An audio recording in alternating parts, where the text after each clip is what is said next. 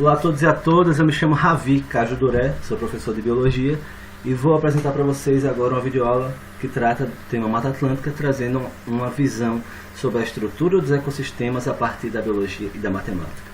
Fizeram essa aula tanto eu, Ravi Cajuduré, quanto a professora Alessandra Delato de Paiva, da Matemática, e o professor Antônio Marcelo Filgueiras Dutra, também da Matemática. Essa videoaula faz parte uma parte avaliativa da disciplina Tópicos Especiais para o Ensino de Biologia, ministrada pela professora Thaís Azevedo da Silva e Ayrton Júnior. Essa atividade faz parte da especialização em Ensino de Ciências Naturais e Matemática do IFRN Parnamirim, Rio Grande do Norte. Começamos nossa aula inicialmente tratando de algumas características da Mata Atlântica, sobretudo as características climáticas e da estrutura da vegetação. Em seguida apresentaremos alguns ecossistemas da Mata Atlântica, como a restinga, a floresta estacional. Por último, apresentaremos um roteirozinho para a parte presencial da aula, e todos esses conteúdos vão ser transdisciplinarizados, permeados por conceitos da matemática, como média aritmética, área, densidade populacional e transformação de unidades de medida. O Brasil é um país enorme, bastante exuberante, com várias formas da natureza, ecossistemas diferentes, e os biólogos em geral, os ecólogos, os cientistas naturais, organizaram toda essa natureza do Brasil em 6 grandes biomas: a Mata Atlântica, o Cerrado, a Amazônia, a Caatinga, o Pantanal e o Pampa Gaúcho. A Mata Atlântica, que é o tema central dessa videoaula, ela originalmente percorria todo o litoral brasileiro, saindo lá do Rio Grande do Norte até o Rio Grande do Sul. Isso antes da invasão dos europeus, né?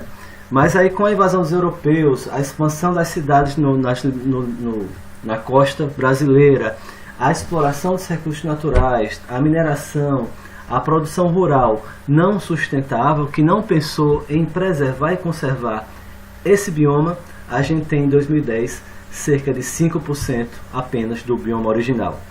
Esses dados são avaliados e apresentados pela ONG SOS Mata Atlântica, que faz esse trabalho de investigação e preservação da Mata Atlântica há décadas aqui no Brasil. O clima da Mata Atlântica são dois. Como é um bioma muito grande, a gente vai ter 2 climas no decorrer desse bioma: o clima mais tropical litorâneo no Nordeste e o clima mais temperado na região Sudeste e Sul.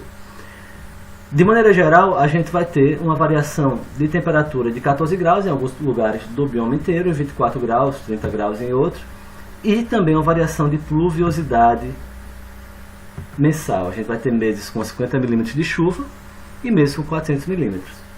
Essa dinâmica influencia diretamente a estrutura vegetacional e todo o funcionamento do ecossistema, né? Apesar disso, a gente tem uma pluviosidade anual na Mata Atlântica de 3.000 milímetros por ano, o que é muita água. E essa soma, essa fórmula, muita água e muito calor, é perfeito para as plantas. Então a gente tem uma biodiversidade de plantas e, consequentemente, de animais extremamente grande. A Mata Atlântica é um dos biomas, é um dos ecossistemas mais biodiversos do mundo todo. E essa biodiversidade também vai repercutir na estrutura da vegetação desse bioma, onde a gente vai estar achando árvores com médias de altura de 8 metros e uma densidade populacional também muito grande. Importante frisar que é um bioma muito grande com ecossistemas bastante diferentes. Então, em alguns lugares, alguns ecossistemas vão ter árvores de 20 metros, outros lugares árvores de 2 metros. Vai variar, mas em linhas gerais, a gente tem uma estrutura vegetacional muito densa e com altura média muito grande. E compreender densidade populacional e altura média são parâmetros importantíssimos para a compreensão da estrutura da vegetação do bioma Mata Atlântica e de qualquer ecossistema. Compreender densidade e altura média são 2 parâmetros importantes para compreender a fitofisionomia de um ecossistema. Fitofisionomia quer dizer fito, quer dizer planta, né? É um prefixo grego, quer dizer planta, e fisionomia quer dizer fisionomia, estrutura. Então, fitofisionomia é a estrutura das plantas desse ecossistema. E aí eu vejo um grande fragmento de ecossistema como esse que a gente está vendo aqui na imagem. Vasta Mata Atlântica, um bioma maravilhoso. E eu me pergunto, como é que eu vou descobrir qual a altura média das árvores desse fragmento? Quantas árvores existem aqui nesse fragmento? Se eu for reflorestar essa área, quantas árvores eu tenho que plantar por metro quadrado? Se alguém desmatar, tocar fogo, quantas árvores ele vai ter desmatado? Como é que eu posso mensurar isso para poder pensar em punições para desmatamentos clandestinos ou pensar para formas de reflorestar esse ambiente? E aí, para responder isso, a gente usa a maravilhosa matemática. Primeira questão, que é a média aritmética. Vamos relembrar da média, né? A média nada mais é do que a soma de uma série numérica dividida pela quantidade de números dessa série. Ou seja, imaginemos uma série numérica de 3, 12, 23, 15 e 2. Eu tenho aqui uma série numérica. Eu vou somar essa série numérica, 3 mais 12 mais 23 mais 15 mais 2, e vou dividir pela quantidade de números da série numérica. Então eu tenho um número, 2 números, 3 números, 4 números, 5 números. Soma e divide por 5, a soma vai estar dando 55. 55 dividido por 5 vai dar 11. Então, a média aritmética dessa série numérica é igual a 11. Vamos trazer esse conhecimento para compreender a média de altura do bioma Mata Atlântica ou de qualquer ecossistema. A gente vai lá no ecossistema, pega, coleta a informação da altura real de cada árvore e faz um gráficozinho e fazemos a média aritmética dessas alturas. Então, eu somo todas as alturas e divido pela quantidade de árvores. Tem uma sequência numérica, soma a sequência e divido pela quantidade de números da sequência, vou ter uma média de 6 metros. Árvores em média com 6 metros. É importante ter esse tipo de conhecimento, esse tipo de informação, porque ele vai nos dar um entendimento de que tipo de ecossistema é esse. Árvores de 6 metros, não, o bioma Mata Atlântica ocorrem bastante em Restinga, então dá para dizer que a gente está aqui tratando de um ecossistema de Restinga, um tipo de ecossistema dentro do bioma Mata Atlântica. Outro cálculo matemático, outra fórmula matemática extremamente importante para compreender a estrutura do ecossistema é a densidade populacional. Densidade populacional nada mais é do que a medida da população dividida pela unidade de área ou volume desejado. Como a gente vai trabalhar com árvores, então a gente vai usar área. Se fosse densidade de peixes, a gente usaria volume, já que o fluido da água está distribuindo em volume. Então a gente vai usar basicamente área. Então vamos pegar um exemplo aqui. A gente tem esse quadrado, 2 metros por 2 metros. A gente tem que primeiro descobrir a área de todo quadrado é o lado vezes o lado. E eu quero saber a densidade de estrelas por metro quadrado nessa área aqui. Então, descubro a área do quadrado em metros, 2 metros vezes 2 metros vai dar 4 metros quadrados. Aplico a fórmula densidade populacional igual a número de indivíduos dividido pelo espaço ou pela área. 8 estrelas, que é a quantidade aqui, 1, 2, 3, 4, 5, 6, 7 e 8, dividido por 4 metros, vai dar 2 estrelas por metro quadrado. Então a densidade populacional de estrelas nessa área aqui são 2 estrelas por metro quadrado. E como é que a gente traz esse conhecimento de densidade para compreender melhor os ecossistemas, né? Como é que eu descubro a densidade de árvores nesse fragmento de Mata Atlântica? Então, os biólogos engenheiros, eles demarcam pequenas parcelas, várias parcelas, para poder identificar quantas árvores tem em todo esse ecossistema. Então vamos lá brincar. Imaginemos essa parcela de 10 metros por 10 metros. A gente foi lá na mata, contou, a gente tem 1, 2, 3, 4, 5, 6, 7, 8, 9, 10 árvores nessa parcela. Então qual é a densidade de árvores nessa parcela? A gente pega a área da parcela, que é um quadrado, lado vezes lado. 10 vezes 10 vai dar 100 metros quadrados. Lembrando, sempre é quadrado, hein, tá? Quando a gente trabalha com área é metros quadrados, quilômetros quadrados, centímetros quadrados. Se fosse volume seria cúbicos. E a densidade populacional a gente aplica a fórmula densidade igual ao número de indivíduos, o número de árvores, que é 10, dividido pela área, que é 100. Então a gente vai ter uma densidade populacional de 0,1 árvores por metro quadrado.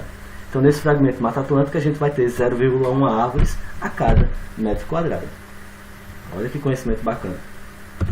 Mas Ravi, como é que eu vou conhecer tudo? Então, o metro quadrado é uma unidade de medida muito pequena para áreas tão extensas como a mata da imagem, né? A gente tem uma imagem aqui extremamente grande. A gente precisa transformar de metros quadrados para uma coisa mais interessante, né? E a unidade mais utilizada nos estudos de ecossistema, de estrutura vegetacional, é o hectare. O hectare, vocês já devem conhecer de cálculo de área de plantações, ou de pastos, ou até de grandes reservas de vegetação. O hectare é a unidade mais utilizada para esses estudos. Mas como é que eu transformo de metro quadrado para hectare, Ravi? Vamos lá. A gente sabe que um hectare é uma área de 100 metros de comprimento por 100 metros de largura. Então, a gente tem aqui a nossa parcela que a gente já sabe que tem 0,1 árvore por metro quadrado. A gente vai extrapolar para uma grande parcelona de 100 metros por 100 metros, porque essa parcela a gente sabe que tem quanto de área? 1 hectare de área. Portanto, que a gente frise aqui que pode ser 100 metros por 100 metros, pode ser 50 metros por 150 metros, vai variar. Pode ser até uma área de circunferência ou um outro tipo de formação não precisa ser um quadrado, mas para a gente compreender melhor, vamos usar primeiro o quadrado, para a gente compreender a forma mais básica. Um quadrado de 100 metros de lado tem quanto de área? Então vamos lá, lado vezes lado, 100 vezes 100 vai dar 10 mil metros quadrados. Então, em 1 hectare eu vou ter 10 mil metros quadrados. Então, para transformar de metro quadrado para hectare, eu vou multiplicar o metro quadrado, o número de metro quadrado por 10 mil. Ah, então agora a gente já tem como descobrir, né, quantas árvores a gente tem por hectare. Então, se eu sei que tem 0,1 árvores por metro quadrado, quantas árvores teríamos então por hectare? A gente vai fazer o cálculo. Se eu sei que um hectare equivale a 10 mil metros quadrados, temos na área 0,1 uma árvore por metro quadrado, vezes 10 mil, que é a quantidade de metros quadrados de um hectare, vamos ter 1000. Então, uma densidade populacional de 1000 árvores por hectare no fragmento de mata analisado. Olha que conhecimento bacana. A gente já sabe que em 1 hectare dessa mata a gente vai ter 1000 árvores em cada hectare. Então, se houver uma queimada clandestina e desmatar 2 hectares, eu vou estar desmatando 2000 árvores. Eu vou poder apresentar esse conhecimento para o juiz e o juiz vai poder atribuir uma pena justa para esse crime de queimada.